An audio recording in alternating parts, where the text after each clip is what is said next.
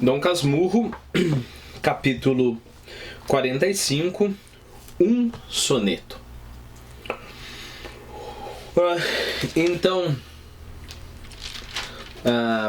capítulo passado a gente falou sobre autores relativamente ridículos, né? Lembre-se, o nosso escritor do panegírico de Santa Mônica não é ridículo no sentido do próprio panegírico. A gente não tem acesso ao panegírico e parece que foi uma coisa boa, né? Ele só é patético no seu esforço em receber ainda um restinho da glória, torcer um pouquinho, como se fosse um pano, né? Torcer no máximo para receber um pouquinho mais da glória que ele deveria ter recebido, que ele recebeu ao escrever o panegírico, né? Agora a gente vai falar sobre, aí sim, um autor patético, que é o Bentinho tentando escrever um poema, né? E não tem como ler isso daqui como se não fosse uma grande piada, né? Bentinho não tem nada. Eu tô falando isso antes para vocês se prepararem, né? Ele não tem nada para escrever um poema. Ele tem uma ideia superficial e ridícula e se dá ares e tem sonhos de grande escritor, né? Bom, vamos lá. Um soneto. Dita a palavra, apertou-me as mãos com as forças todas de um vasto agradecimento, despediu-se e saiu, o nosso escritor, né? Fiquei só com o panegírico e o que as folhas dele me lembraram foi tal que merece um capítulo ou mais. Tive o meu panegírico. Contarei a história de um soneto que nunca fiz. Era no tempo do seminário e o primeiro verso é o que ides ler. Ó flor do céu, ó flor cândida e pura. Cândida como é que se diz? É inocente, né? Ó flor do céu, ó flor cândida e pura. Como e por que me saiu este verso da cabeça, não sei. Saiu assim, estando eu na cama, como uma exclamação solta. E ao notar que tinha a medida de verso, pensei em compor com ele alguma coisa, um soneto. A insônia, musa de olhos arregalados, não me deixou dormir uma longa hora ou duas. As cócegas pediam-me unhas e eu coçava-me com a alma. Tá, vamos por partes aqui. Acontece bem frequentemente, não sei se vocês notaram. Eu acho que não notaram porque tá só na minha cabeça, não sei se transparece. Às vezes eu tô lendo e eu encontro algo interessante pra comentar. E eu fico com uma luta interior, pensando, será que eu comento isso? E aí eu continuo lendo, mas eu tô pensando nisso daqui. Eu tenho que comentar, desculpa pessoal. Olha que interessante o que ele faz. A insônia, musa de olhos arregalados. Lembre-se que a musa... Bom, a musa provavelmente todos vão reconhecer quando a gente fala da musa inspiradora, né? Ela foi a musa inspiradora de tal e tal coisa. Mas a musa também é uma das 9 deusas filhas de Zeus e a memória. Se eu me enganar, eu conserto depois, mas eu acho que não estou enganado. E era de praxe, é comum, começando lá com o Homero, você fazer o seu canto invocando a musa. Por quê? Porque a musa é justamente a divindade que vai te dar inspiração, né? E vai fazer você conseguir cantar. Cantar, porque no caso do Homero era isso que ele fazia, conseguir cantar o que for, o que quer que seja que você cante. Eu sei que eu não devia fazer isso agora, mas eu sou bem impulsionado, quer dizer, eu ajo por impulso, então eu tenho que ler só uma partezinha pra vocês, pessoal.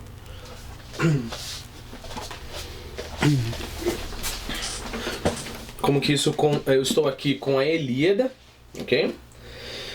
Tradução do Carlos Alberto Nunes, uma das melhores traduções.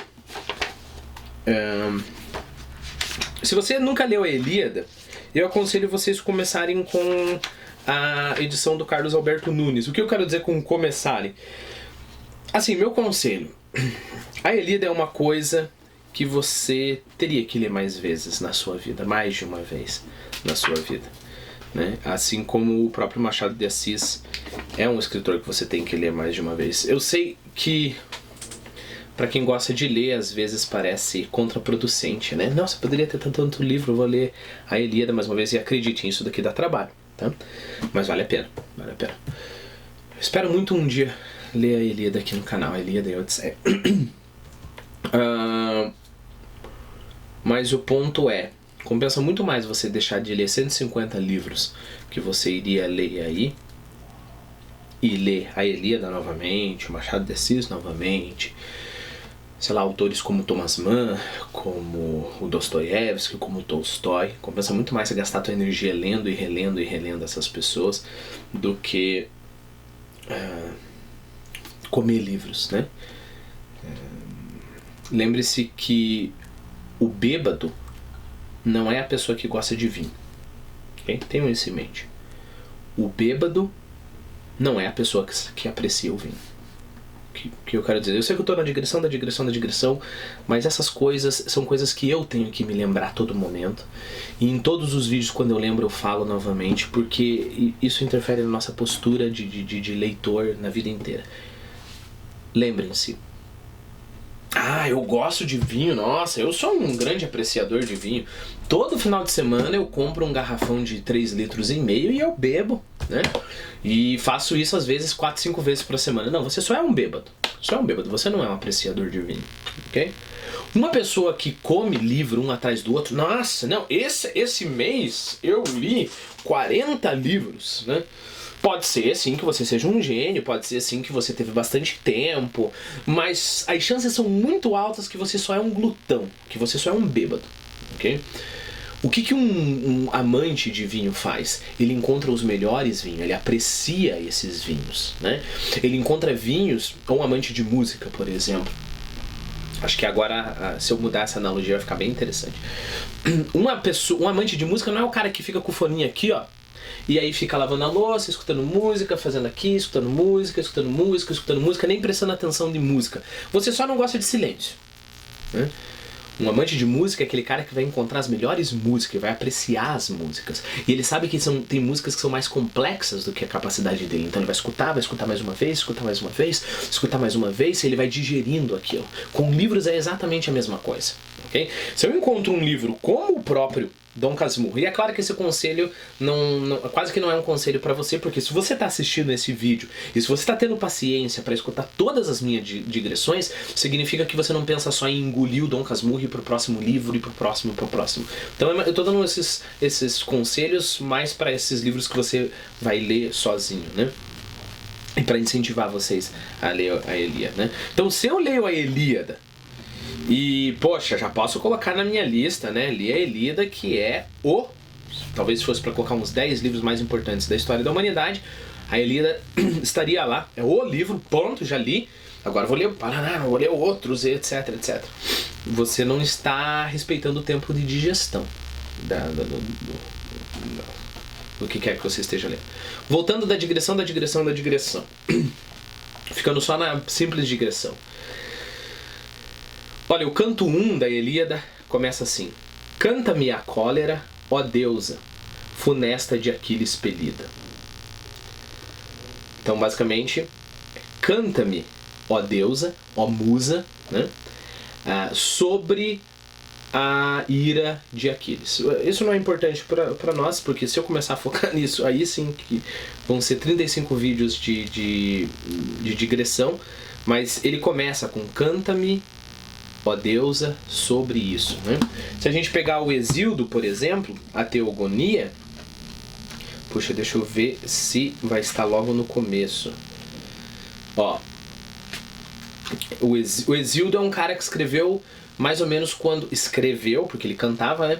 Mais ou menos quando o Homero escreveu a Ilíada, né? Então ele começa: Pelas musas do Hélicon comecemos a cantar. Elas que o Hélicon ocupam, monte grande e luminoso, E aí ele chega a depois nomear essas musas, as musas falam com ele. Então isso é uma tradição estabelecida em epopeia, né? Só mais um, pessoal, eu prometo que eu paro. Ou dois. Olha, tem uma outra tradução aqui do Homero. É a tradução do Trajano Vieira. Bem interessante. Ó, ele também. A fúria, deusa, canta do Pelida Aquiles. Ok? Virgílio, depois vai fazer a mesma coisa. Eu não estou com a minha tradução do Virgílio aqui em português. Só tenho ela em inglês. Mas aí tem uma parte que ele fala: "Oh Muse, put in my mind of the cause of it all." Ok? Coloque a musa na minha mente, a causa de tudo isso que eu vou contar, ok? Então, só para mostrar para vocês que isso é uma tradição bem estabelecida.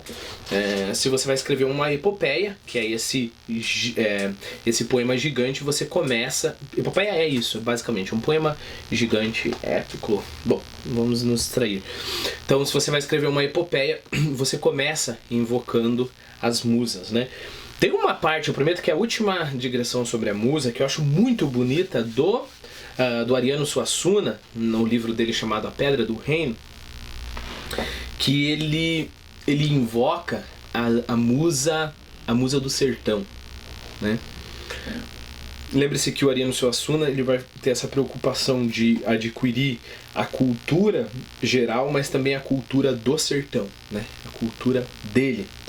Então ele em determinado momento ele diz: "Ave musa incandescente do sertão, canta-me as pedras", e aí ele continua. Então ele chama a musa dele não é a musa que vive nos montes da Grécia, a musa dele é a musa incandescente do sertão.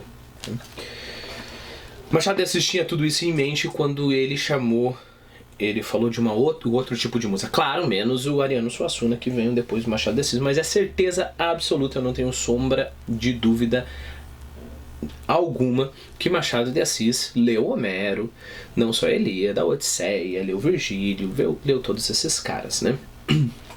Então a musa dele é a insônia.